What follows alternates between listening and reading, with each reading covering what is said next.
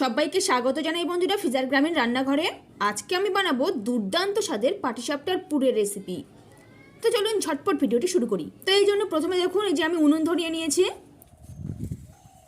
উনুন ভালোভাবে ধরে গেছে। এরপরে দিয়ে দিয়েছি একটা কড়াই বসিয়ে। কড়াইটা একটু কিছুক্ষণ গরম করে নিব। তারপরে এতে আমি দিয়ে দিব দুধ। এখানে দুধ 1 কিলো আছে। এটাকে এখন আমি অনবরত নাড়তে থাকবো। আমার এই 1 কিলো দুধ দিয়েই অনেকগুলোই পাটিসাপটা হবে। আপনারা চাইলে দুধের পরিমাণ বাড়িয়ে কমিয়েও নিতে পারেন। তো এই দুধ কিছুটা গরম হয়ে গেছে বন্ধুরা। এই অবস্থায় আমি এখানে দিয়ে দেবো কয়েকটা এলাচ ফাটিয়ে। এতে করে পুরে খুব সুন্দর একটা গন্ধ বেরোবে। আর এদিকে আমি একটা বাটিতে একটুখানি দুধ তুলে রেখে দিয়েছিলাম। এতে আমি এখন মিশিয়ে দিচ্ছি গুঁড়ো দুধ। গুঁড়ো দুধটা বেশ ভালো করে মিশিয়ে নিতে হবে দুধের মধ্যে। এতে করে টেস্ট খুবই ভালো হবে। আর এদিকে দেখুন দুধটা অনবরত নাড়তে থাকতে হবে যেন তলায় লেগে না যায়। এখন আমি এতে দিয়ে দেব চিনি। চিনি একটু কম দিয়েছি, খুব বেশি দেইনি, কেননা শেষে আমি আবার এতে গুড় অ্যাড করব। চুলার আঁচ কিন্তু একেবারে হাই রাখতে হবে আর দুধ চারদিক থেকে নেড়ে দিতে হবে। দুধের সাইডে সাইডে যে দাগ লেগে গেছে সরের, সেগুলোও কিন্তু চেঁচে দিতে হবে।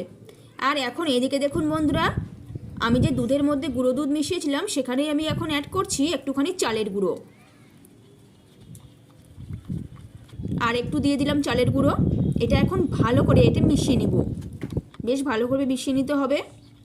আর এটা আমি দুধের মধ্যে কিছুক্ষণ পরে দিয়ে দিব, এখন দিব না। দুধটা আর একটু টানুক তারপর। দেখুন জাল হতে হতে দুধ অনেকটা কমে গেছে দুধের পরিমাণ। আর চারিদিক থেকে আমি সরগুলো চেঁচে দিচ্ছি যেন দুধের মধ্যে সর পড়ে না যায়, তাই এটা নাড়তেই থাকতে হবে। আপনারা দেখেই বুঝতে পারছেন কতটুকু দুধ হয়ে গেছে। দেখুন বন্ধুরা কত সুন্দরভাবে দুধটা ফুটছে। দুধ ফুটে কিন্তু অর্ধেকের থেকেও কম হয়ে গেছে। এখন এই অবস্থায় আমি দিয়ে দিব চালের গুঁড়ো আর গুঁড়ো দুধের মিশ্রণটা।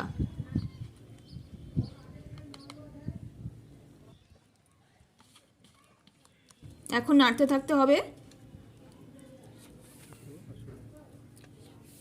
কিছুক্ষণের মধ্যেই দেখবেন দুধটা অনেকটা আরও শুকিয়ে গেছে, শুকিয়ে একদম মিশ্রণটা ঘন হয়ে গেছে। এখন কিন্তু দুধের চারিদিকে আরও বেশি করে সর জমবে। ঘন ঘন এটাকে চেঁচে দিতে হবে, চেঁচে আবার দুধের মধ্যে দিয়ে দিতে হবে।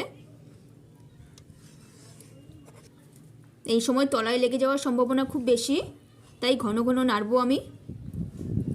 আপনারা দেখেই বুঝতে পারছেন কতটা ঘন হয়ে গেছে দুধ। আর খুব সুন্দর একটা গন্ধ বেরোতে শুরু করেছে। এখন এই অবস্থায় আমি এতে অ্যাড করব গুড়। আমি আখের গুড় দিচ্ছি, খেজুর গুড় দিতে পারলে আরও বেশি ভালো হয়। এই গুড় দেওয়ার ফলে পুরের গন্ধটা খুব সুন্দর হয় আর খেতেও কিন্তু দুর্দান্ত লাগে। দেখুন গুড় দেওয়ার সঙ্গে সঙ্গে কালারটা কীরকম হয়ে গেল।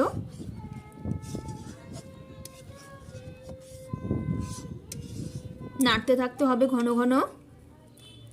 এই পুরের ব্যাটার কিন্তু বন্ধুরা একটু তরলই রাখতে হবে, খুব টাইট করা যাবে না, কেননা এটা নামিয়ে ঠান্ডা করার সাথে সাথে কিন্তু অনেকটা টেনে নিবে, এমনিতেই একটু শক্ত হয়ে যাবে।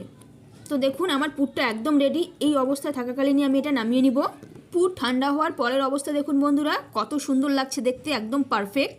তো এই ছিল বন্ধুরা আজকের এই রেসিপি। তো এই রেসিপিটি আপনাদের ভালো লেগে থাকলে একটি লাইক করুন আর সাথে চ্যানেলটিকে অবশ্যই সাবস্ক্রাইব করুন।